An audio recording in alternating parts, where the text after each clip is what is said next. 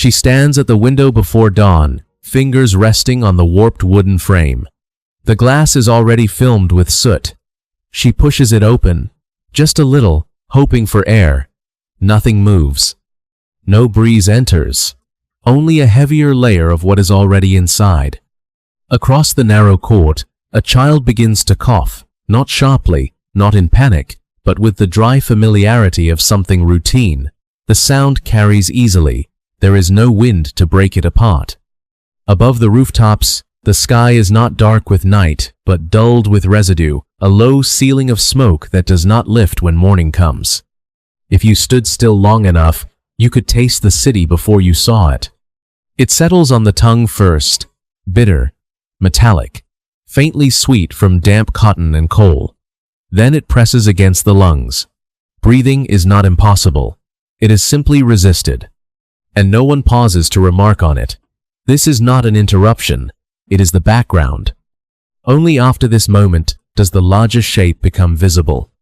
Between 1840 and 1850, Manchester operated like a machine designed to wear people down. Not metaphorically, but structurally. Smoke erased the sky. Rivers carried waste instead of water. Homes accelerated disease. Children fed the mills. None of this was hidden. It was not scandal. It was routine. The system did not conceal its damage. It normalized it. Factories were arranged for output, not comfort. Streets were laid to move materials, not protect bodies. Windows closed to preserve heat and humidity, not to preserve lungs. Every part of the city performed a function, and every function had a cost. That cost was absorbed quietly, daily, without spectacle. This reconstruction does not invent horror. It restores scale. Using real streets, real buildings, and documented testimony, we return to a city where survival itself was labor. Where the environment did not occasionally fail its inhabitants, it continuously pressed against them. The sky that never clears is not a symbol. It is evidence. Before we examine the mills, the roads, the river, or the crowded courts, remain at the window a moment longer. Look upward. There is no horizon line, no blue breaking through. Only a ceiling formed by production, steady, productive, efficient. The machine is already running. Ancoats, when smoke became a presence. Ancoats was not merely an industrial district. It was an atmosphere that pressed against the senses. The mills stood in disciplined rows, brick against brick, their windows aligned like watchful eyes. Everything appeared systematic, rational, engineered for output. But beyond the structure of buildings and the rhythm of machines, there was another force shaping the district, one that could not be contained within walls or measured in production charts. It was the smoke. The smoke was not simply a byproduct of industry. It was not accidental nor temporary. It was a presence, constant, deliberate, invasive. It rose each morning before many workers did, and it lingered long after the looms had fallen silent. It did not drift aimlessly. It claimed space. It occupied the sky the way ownership papers claim land. In Ancoats, the sky was no longer open territory. It had been taken. The smoke gathered above the mills and spread outward in heavy layers, folding over rooftops, sliding down narrow streets, pressing itself into corners. It settled into lungs the way it settled into brick, slowly, persistently, without asking permission. It coated windows until daylight arrived, dimmed and filtered. It threaded itself into fabric, into hair, into skin. One did not merely see the smoke, one carried it. And because it was always there, it ceased to feel temporary. It became architectural. The skyline was no longer defined by spires or chimneys alone, but by the thick gray ceiling hovering above them. The sky, once vast, unreachable, and infinite, had been lowered to a manageable height. In the countryside beyond Manchester, the sky behaved differently. There, it expanded. It stretched uninterrupted over fields and hedgerows. Clouds moved slowly, their shadows drifting gently across open land. Air could be inhaled without resistance. The horizon felt like a promise. In Ancoats, the horizon felt withheld. The rural sky invited the eye upward. The industrial sky pressed it downward. In the countryside, blue suggested possibility. In Ancoats, gray suggested endurance. One sky changed with weather and light. The other seemed fixed, as if permanently overcast not by nature, but by design. This was the quiet transformation industrialization imposed. It did not only alter the ground beneath people's feet, it altered the space above their heads. The smoke became a silent adversary, not violent, not loud, but relentless. It did not attack in a single dramatic moment. It accumulated. And in its accumulation, it redefined what was normal. Children born in Ancoats did not grow up knowing a sky untouched by soot. For them, this muted ceiling was simply the world as it was. The extraordinary, a clear, open blue, became unfamiliar. The conquered sky became the standard. The mills produced textiles, wealth, momentum, but alongside cloth and profit, they produced something less tangible and more pervasive, an atmosphere that reshaped perception itself. Smoke blurred edges between buildings, between days, between breaths. It softened outlines and hardened lungs. It was not merely environmental change. It was environmental occupation. And in Ancoats, the occupation never slept. Oldham Road, a street that never releases you. Oldham Road was not simply a route through the district. It was an artery thick with motion, loud with urgency, and unwilling to pause for anyone who hesitated. Stand still for a moment. You cannot. A cart barrels past, its wooden wheels grinding against stone. Iron rims scrape and shriek. The vibration travels up through the soles of your boots. The horse pulling it exhales sharply, nostrils flaring, hooves striking sparks from the cobbles. Step back. Another wagon follows too closely behind. The street does not flow in a graceful current. It surges. Carts overloaded with cotton bales tilt dangerously as they turn. Barrels knock against one another with hollow thuds. A driver shouts. Someone answers with a curse. The sound does not dissipate, it stacks, layer upon layer, wheels grinding, hooves striking, metal chains clinking, distant factory whistles cutting through the air like warnings that arrive too late. Wait. A child darts between two carriages. For a split second, the street tightens.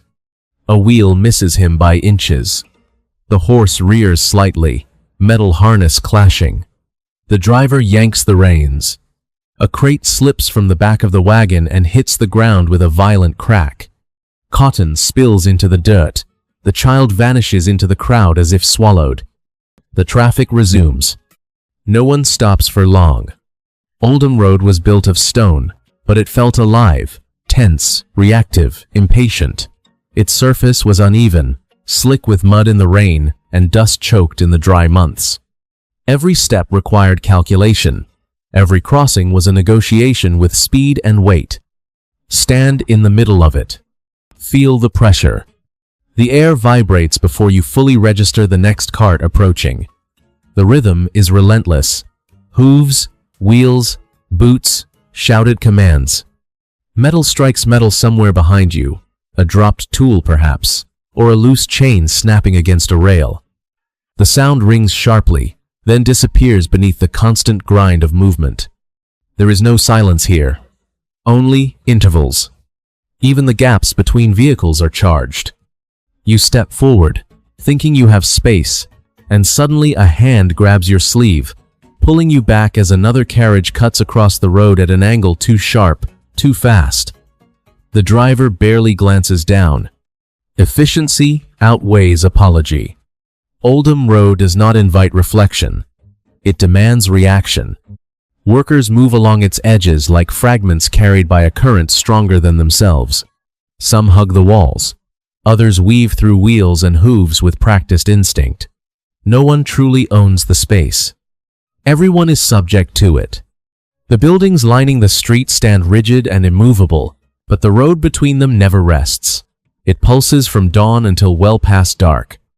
And even when the traffic thins, the memory of motion lingers, the echo of iron on stone, the phantom vibration beneath your feet. This is what makes Oldham Road more than infrastructure. It is pressure made visible. Not dramatic, not explosive. Continuous. It does not strike once and retreat. It presses, it pushes, it demands awareness at every second.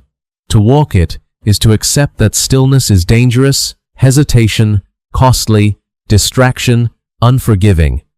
And if you stand there long enough to feel the tremor of wheels before you see them, you begin to understand that the street is not merely something people use. It is something they endure. Murray's Mills. When the body learns to endure. Inside Murray's Mills, the body becomes the first machine. Before the noise, before the overseer's voice, before the clatter of looms locking into rhythm, there is a heartbeat. Listen. It is fast at the entrance. Too fast. Step inside. The air changes immediately. It thickens. It carries fine particles invisible at first glance, but undeniable in sensation. Cotton dust floats in suspension, suspended like a second atmosphere layered over the first. Take a breath. Count it. 1. The inhale catches slightly at the back of the throat. Not pain, not yet, just resistance. 2. The chest works a little harder. The air does not feel empty, it feels occupied. 3. Already the lungs begin negotiating. The machines begin their chorus belts turning, gears catching, shuttles snapping back and forth in sharp mechanical precision. The sound is not a single noise but a field of impacts, constant and surrounding. Conversation dissolves into gestures. Thought must compete with rhythm. Now begin the motion. Reach, pull, adjust, tie. Reach, pull, adjust, tie. Again. Reach, pull, adjust, tie. The same sequence repeated not 10 times, not 50, but hundreds, thousands. By midday, the arms no longer feel separate from the action. The fingers move before instruction fully forms. Muscle learns faster than intention. The heart adapts too. At first, it races in protest against the heat and density of the room. Sweat gathers quickly, clinging to skin already coated with dust. But gradually, almost imperceptibly, the racing steadies. The body recalibrates its alarm. Count 10 breaths. None of them feel clean. Count 20. The throat burns slightly less, not because the air has improved, but because the nerves have adjusted. Irritation becomes background.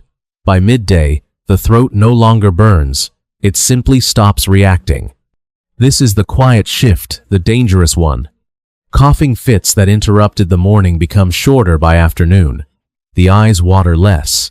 The dizziness that once followed a deep inhale fades into a dull pressure behind the forehead. What began as warning signals soften into habit. The body learns efficiency. Blink less. Cough less. Pause less. The looms do not slow, so neither do the hands tending them. If a thread snaps, fingers dart in to mend it, sometimes brushing dangerously close to moving parts. There is no time for hesitation. Hesitation disrupts output. A sleeve catches briefly. A gasp. The machine continues. The heart spikes, once then settles again. Even fear becomes rhythmic here. Sudden, sharp, then absorbed. By afternoon, something more subtle has occurred. The dust that once felt foreign now feels expected. The noise that once overwhelmed now blends into a single sustained vibration. The heat no longer shocks, it surrounds. Adaptation feels like strength, but it is not strength. It is surrender disguised as resilience. The lungs expand and contract within contaminated air thousands of times a day. The skin accepts a permanent film. The ears accept a permanent ringing. The spine bends into repetition. And because the body continues because it does not collapse immediately, the environment is mistaken for survivable. Count the motions in a single hour. Reach, pull, adjust, tie.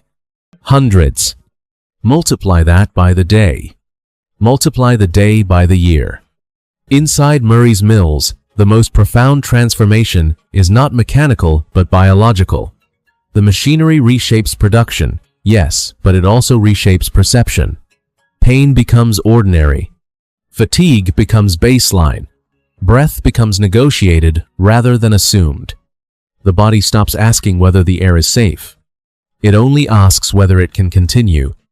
And as long as it can continue, the system interprets that as success. That is the quiet horror of adaptation. The absence of collapse is mistaken for health. Inside the mill, survival is not proof of safety. It is proof that the body has learned to endure what it should never have accepted. Angel Meadow, where there was no recovery. Angel Meadow was not designed for living. It was designed for proximity to mills, to labor, to necessity. Rows of cramped dwellings pressed tightly together, brick darkened by soot, windows clouded by condensation that never fully cleared. The streets were narrow, drainage was poor. Air did not circulate so much as linger. Yet, within these walls, life attempted to organize itself. Imagine one family among many. Not a dramatic story, not an exceptional case, just ordinary. A mother folds the same blanket every night. The blanket is thin. It has absorbed the smell of damp plaster and coal smoke. She shakes it once before folding, as if that small gesture might loosen the moisture trapped inside the fibers. It never does. She smooths it carefully anyway, as if order might compensate for discomfort. Across the room, two children share a narrow bed. Their boots are placed beside it to dry, though they rarely do. A basin of water sits near the wall, colder at night than it was at dawn. The father's shirt hangs from a nail, stiffened by sweat that has dried and then reabsorbed the room's humidity. Outside, the ground remains slick long after rainfall. Inside, the walls sweat. There is no true warmth here. This is the contrast that defines Angel Meadow. Inside the factory, heat. Dense, pressing heat. Air thick with dust. Muscles strained under mechanical rhythm. Sweat gathering along the spine. Inside the home, cold. Damp cold that climbs from the floorboards into bone. Air heavy, not with cotton, but with mildew.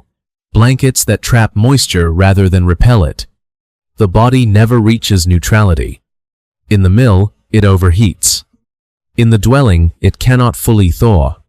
The transition between these spaces does not restore equilibrium. It compounds stress. A worker leaves the furnace-like atmosphere of production only to enter rooms where breath becomes visible in the dim light. The skin, still warm from exertion, meets clammy air. Coughs that began in cotton dust continue in mold-thickened darkness. The mother folds the blanket again the next night. And the next. Repetition exists here too, just quieter than in the mill. She presses her palm briefly against a child's forehead, measuring temperature without a thermometer. Fever or chill, it is often difficult to tell. The air disguises both. The children sleep lightly, turning often, their breathing uneven. Not dramatic illness. Not always. Just a constant negotiation between exposure and endurance. There is no room dedicated to rest. No space untouched by either industrial residue or environmental damp. Even silence is not complete. The distant hum of machinery seeps through walls, a reminder that work is near, waiting. Angel Meadow reveals something essential about industrial life. Recovery requires contrast, clean air after dust, warmth after cold, stillness after repetition. Here, contrast is absent. Instead, there is oscillation between extremes. Heat that exhausts. Cold that stiffens. Air that irritates. Walls that absorb but never release moisture. The body is forced to adjust continuously, but it is never allowed to recalibrate fully. Muscles tighten in labor and do not fully relax at night. Lungs inflamed by cotton dust meet damp air that deepens the irritation. Skin chafed by sweat dries too quickly in chill rooms. There is no neutral ground. The mother finishes folding the blanket and places it carefully at the foot of the bed. It is a small act of control in an environment that offers little.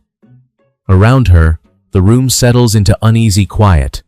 Tomorrow, the factory will heat the body again. Tomorrow night, the walls will cool it again. And in this cycle, heat and damp, exertion and chill, the most damaging condition is not intensity, but continuity. Angel Meadow is not defined by catastrophe. It is defined by the absence of recovery. And when the body is never given a place to return to balance, endurance itself becomes another form of depletion. River ERAK. What seeps cannot be recalled. The river Irk does not roar.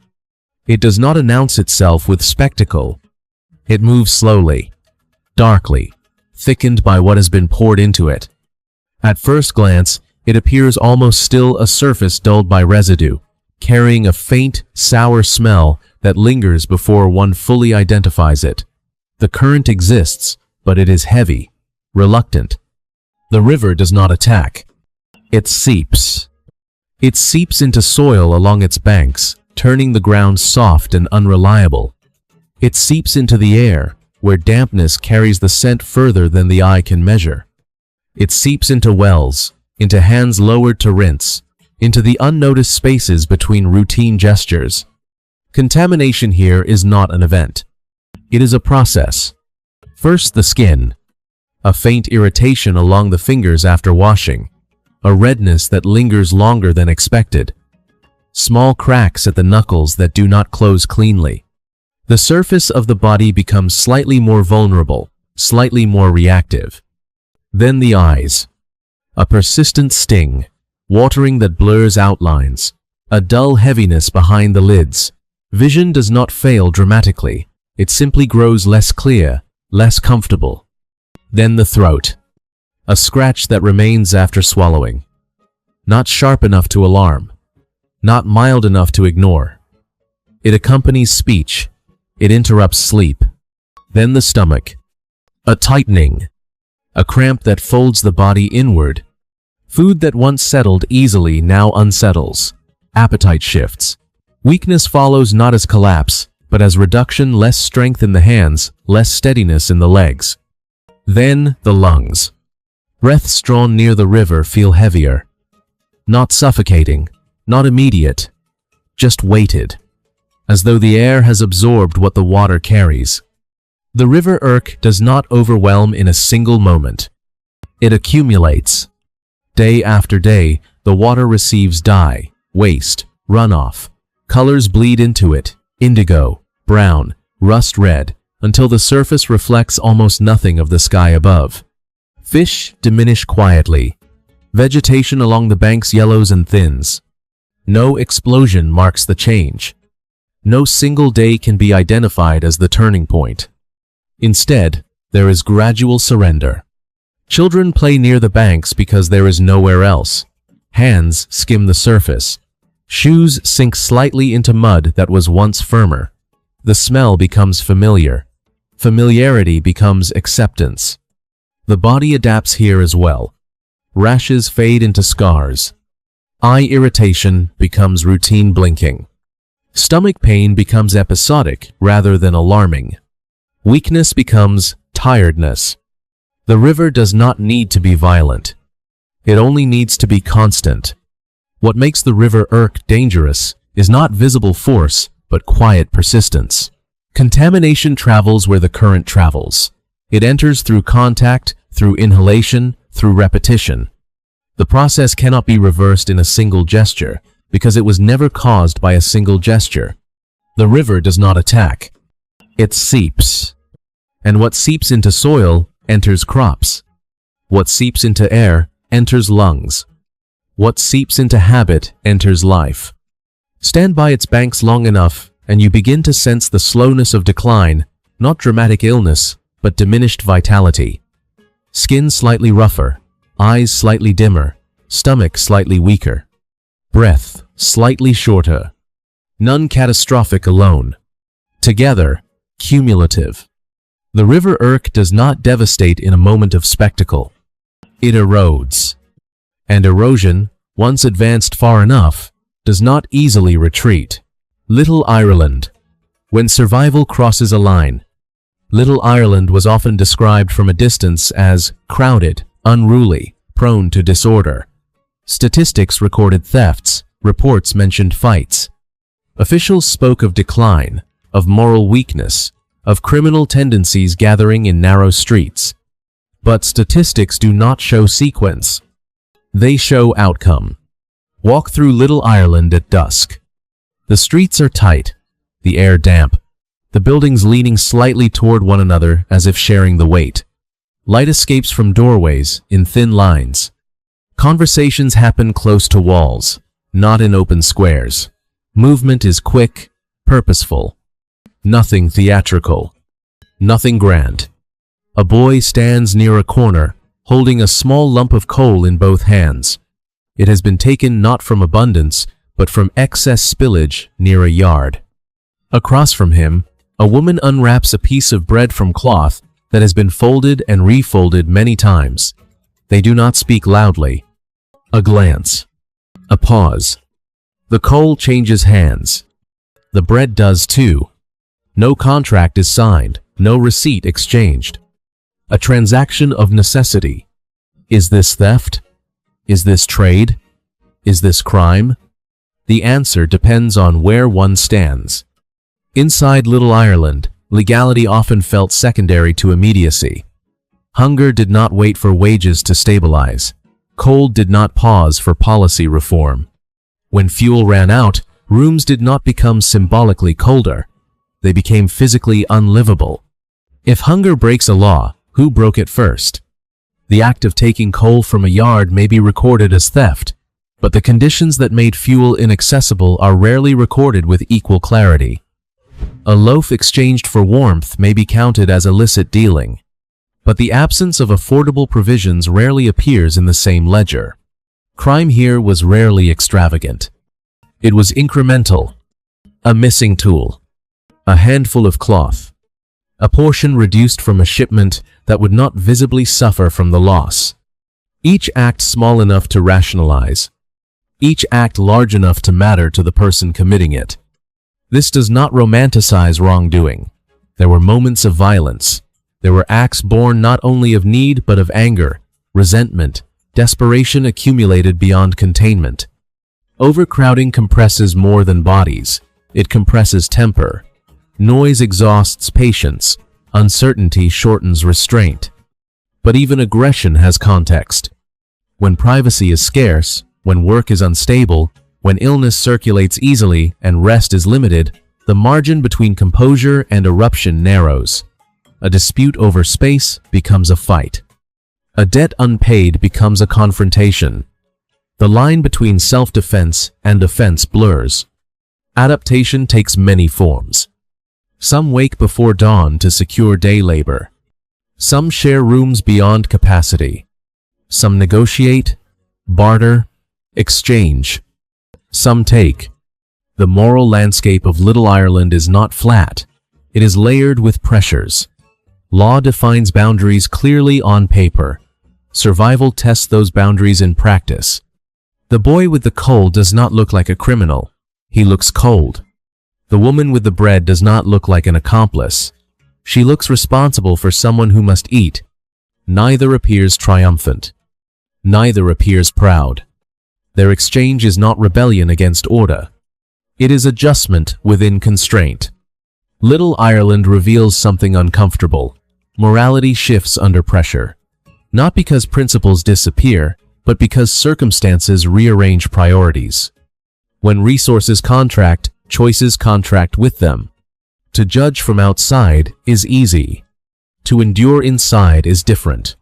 Crime, in this landscape, is rarely an expression of greed. It is often an expression of imbalance. And imbalance, once embedded in the environment, does not produce simple villains. It produces complicated decisions. St. Peter's Fields, where memory stands before speech. Street Peter's Fields appears, at first glance, like an open space, a clearing within a city increasingly defined by compression. Compared to the narrow streets and enclosed courtyards elsewhere, the field offers breadth. Air moves more freely here. The sky, though often dulled by smoke, feels slightly higher. But space does not guarantee ease. There are places where history does not fade. This is one of them. The year does not need elaboration. It rests in the ground itself. It lingers in the way people lower their voices when referencing the field. It shapes posture, even decades later. No one forgets what happened here. No one says it either. When gatherings form in St. Peter's Fields, they do not begin loudly. People arrive in small groups, 2, 3, 5 at a time. They stand at measured distances. They look not only toward the center, but at one another. There is a moment before speech. A shared glance. A calculation. The field holds more than bodies. It holds memory. And memory here is not nostalgic. It is cautionary. It presses gently but persistently against enthusiasm. It reminds, without announcing itself. Someone clears a throat. Another adjusts their hat. A murmur ripples outward but never quite becomes noise. The silence before the first voice carries more weight than the speech that follows. It is not empty silence. It is filled with what is known but not repeated. It is the awareness that this ground has witnessed the cost of assembly. When someone finally begins to speak, the words move carefully at first, not timidly but deliberately. The crowd listens with an attentiveness sharpened by inheritance. This is not the innocence of first protest. It is the restraint of remembered consequence. Boots shift against earth. Hands fold, unfold. Eyes scan the perimeter instinctively. The field itself seems to participate, open, yet charged, public, yet intimate with the past. Even the wind feels observed here. In other parts of the city, pressure is mechanical or environmental heat, smoke, noise. In St. Peter's Fields, the pressure is historical. It does not choke the lungs. It steadies the heartbeat into something measured, wary. People gather because something must be said. They hesitate because something has already been done. The memory of 1819 does not shout. It does not replay itself in vivid detail each time feet cross the grass. Instead, it functions as a boundary drawn invisibly across the space. This far and no further. Speak, but no. Stand, but remember. The crowd senses it collectively. A pause before applause. A silence after a bold sentence. A tightening in the chest that has nothing to do with air quality and everything to do with awareness. St. Peter's Fields teaches that history does not disappear when an event ends. It embeds. It conditions. It transforms open ground into charged ground. And so when people stand here, shoulder to shoulder, waiting for someone to begin, they are not only facing forward, they are standing with what happened behind them. Memory becomes the invisible architecture of the field. And in that architecture, even silence has weight. The smoke above Manchester eventually thinned. Regulations were written.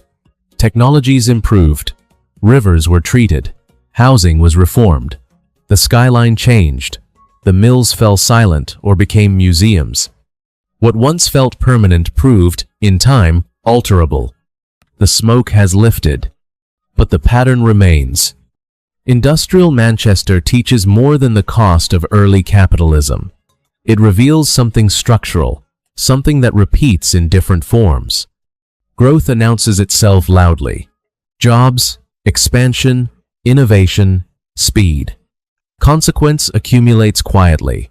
Lungs adapting, rivers darkening, bodies adjusting, neighborhoods compressing. In the 19th century, smoke signaled prosperity. It also signaled damage. The tragedy was not that harm occurred. Harm has always accompanied transformation, but that harm was mistaken for necessity. That irritation became normal. That adaptation was interpreted as resilience rather than warning. Today, the chimneys are fewer. The air is clearer. The River Irk no longer carries dye in the same way. But every era has its version of smoke. Sometimes it is environmental, sometimes digital, sometimes economic, sometimes psychological. The form changes, the mechanism evolves, the language improves. We speak now of efficiency, optimization, disruption, scalability. The vocabulary is cleaner than soot. The metrics are sharper than factory whistles. Yet the underlying question persists. What signals do we tolerate today because they accompany growth? What irritations do we dismiss because they seem temporary? What adaptations are we quietly demanding of bodies, communities, ecosystems, and calling that demand progress? History rarely repeats in identical detail. It repeats in structure. A system expands. Pressure increases. Warning signs appear. Adaptation follows. Normalization settles in. And only later does clarity arrive. Looking back at Manchester, the costs feel obvious. The smoke in the lungs, the damp in the walls, the river that seeped, the field that remembered. We recognize the imbalance because time has given it contour. But clarity is always sharper in retrospect. What looks like progress now? And who pays for it? The smoke of the Industrial Revolution has lifted into the past. It lingers mostly in archives, photographs, preserved brick. But the deeper lesson was never about smoke alone. It was about the human tendency to endure what should be questioned, to adapt before we assess, to normalize before we reflect. The story does not end with cleaner air. It continues wherever growth outruns caution. And the final question is not what Manchester was, but what we are becoming, while everything still appears to be working.